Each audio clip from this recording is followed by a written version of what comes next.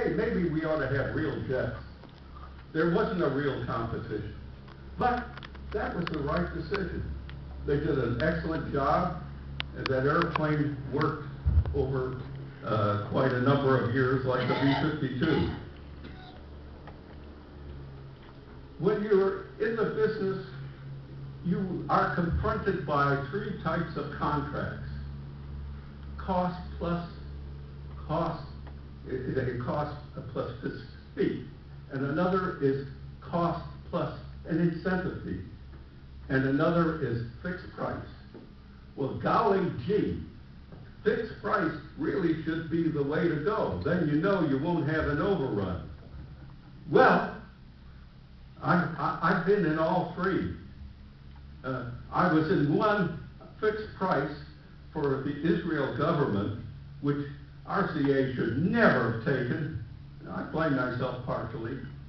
And these guys are the toughest to do business with you ever met. And so we finished the job, and we had a big overrun. We should not have taken it fixed price because it was a development. And in every development, you do have a problem. How about this cost overrun? I'm going to let you into a secret. If you analyze the cost of developing a new air defense system, or even a new radio, man-packed radio, there are parametric models that give you a cost estimating capability that's pretty damn good, amazingly good. It shows you the most likely value, and it also shows the 1 sigma cheaper that has a 60% roughly chance of being met. Also, on the other side, a 1 sigma plus additional cost that it could cost you if there are technical problems you didn't see. So, with full honesty, you can bid a price that is roughly 30% below what is the most likely cost. If you don't do that, you will lose because you'll be too low. The overrun, to start with, is partially fictitious. The most likely cost is never shown to Congress, or they might not approve the program. And it's not just the Department of Defense. I did an analysis of the NASA Apollo program, analyzed what the award prices were, and my calculation said that everything that the major things that they ordered were bought originally at 30% what I thought it was going to cost. And of course, that program had an overrun about 30%. Yet Congress screams they want to ignore this. History repeats itself because it really isn't history. It is what it takes with the uncertainty of a new development.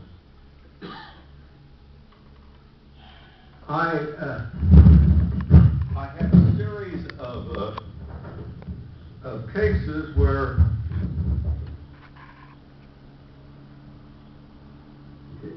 things happen that are congressionally motivated, especially if you're doing business with the Army. And for some reason, every congressman thinks that a garage in his district can build anything that the Army needs, including tanks. We designed the first all-solid-state man-packed radio.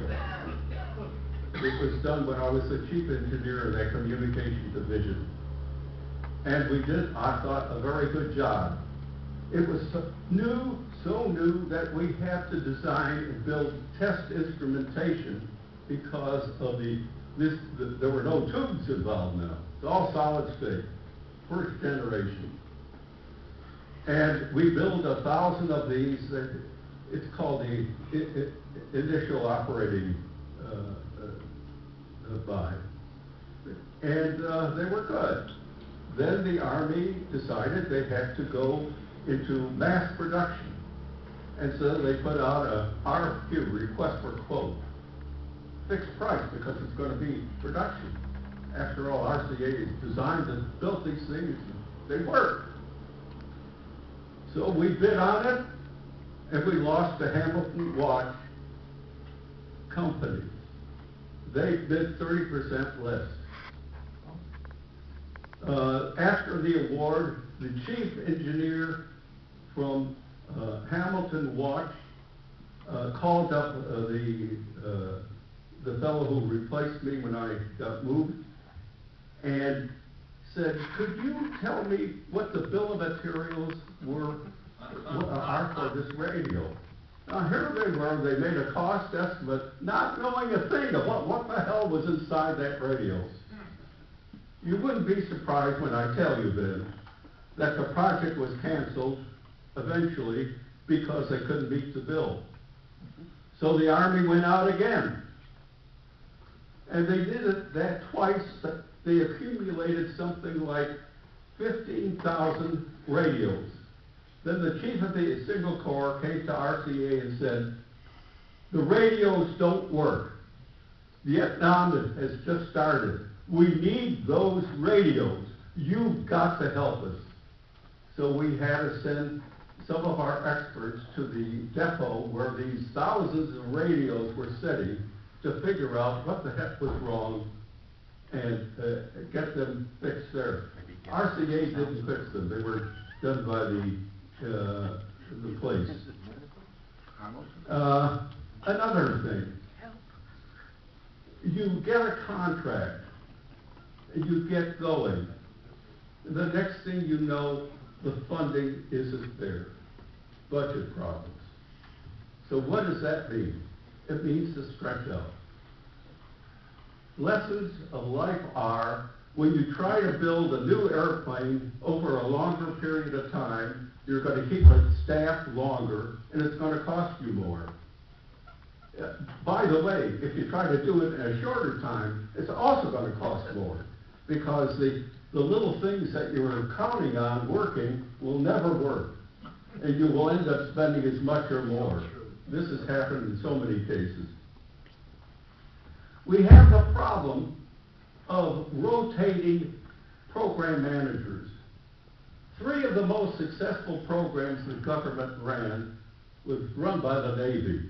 It was in the nuclear submarine Poseidon missile combination. There was the submarine and the nuclear power plant. There was the Polaris. There was the missile. And another program was the Aegis, this air defense thing that RCA did. In each of those cases, the program manager in the Navy was responsible from the concept time till it was in the fleet. That meant, you know, they started as captains and ended up as admirals in this period. But you had a continuity. The famous Patriot air defense system of the Army took 20 years to evolve, in which time there were 12 different Army program managers. And each manager goes in, why, and goes out.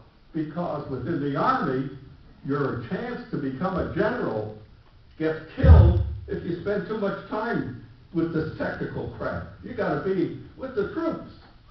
And that's why one of the reasons the Patriot took so long and ended up having a few problems. So each service works differently. The ones who do the best job are the Marine Corps. They're SOBs to deal with. They seem to, a captain in the Marine Corps will lack